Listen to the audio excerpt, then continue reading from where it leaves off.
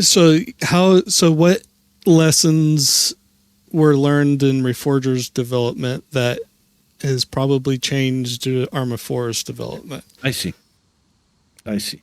Yeah, that's a very good question. Yes, so the the value of Reforger for Bohemia is not only in making sales, bringing money, having players on the servers, or having articles written. The value is also in this information, in this knowledge, which can be retained and used in future projects.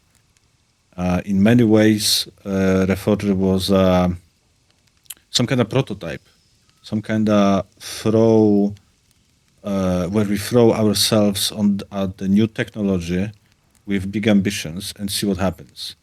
And we found many ways how it shouldn't be done, and we also found few ways how it could be done.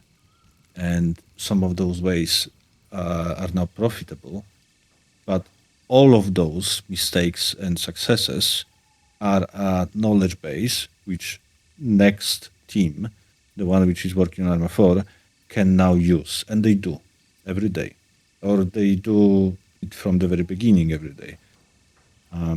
Those are often the same people which worked on Reforger, did similar things. So now they go there and like, oh, I have a blank slate. I can copy, I can convert, I can refactor, I can think about additional requirements. I can maybe create something better out of it than I had to do previous time, or maybe I'll retain exactly the same because it's perfect. That's rare. So yeah, all of it is a knowledge. All of it somewhat affects how next Arma is being developed, what kind of architectural decisions are being made, and hopefully it will result in Arma 4 being better game, more performant, more stable, having more players, having more content, having some of the typical annoyances of Reforger removed. In the same way as we tried to remove the annoyances of Arma 3 as we were developing Reforger, I think Arma 4 has the same chance now. Anything major that you can share that comes to mind? Performance. Yeah, performance, definitely. That's going to be a big one. I mentioned already like animation simulation being somewhat not multi-threaded, or not all of it is multi-threaded. Now I think Arma 4 has a lot higher threshold of that code being pushed through threads. There are some other systems which are developed specifically for the highest performance, instead of like in Reforger being developed mostly to achieve the functionality. Like we didn't have the functionality, we wanted to have a functionality, right? So first you make this happen before you make it happen very well. Right. And then depending on the amount of time, you may fix it, you may optimize it, you may refactor it. But when you have opportunity to start from zero and not make the same mistakes, then you can have basically better code base. Speaking of Arma 4, once it starts taking the spotlight, what's going to happen to Reforger and what's going to happen to yourself since they already have somebody working there as the project lead? Are you going to go back to programming? Oh well, that would suck. I'm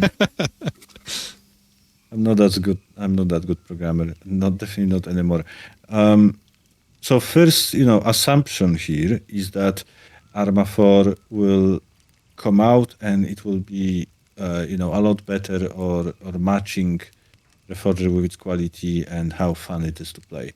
And then probably it will take some amount of months for people to get used to it, to actually switch fully, for the, units and different communities to switch to Arma 4, for mods to switch as well. This will take probably 6 to 12 months from the moment the game gets released. So I think there is still a lot of time for me to do work on Reforger. I don't think about this section of my life ending abruptly anytime soon. I still have time. And and when that happens, then I will see. Like maybe I will make some other decisions. Maybe I will do some other games. I actually don't know yet.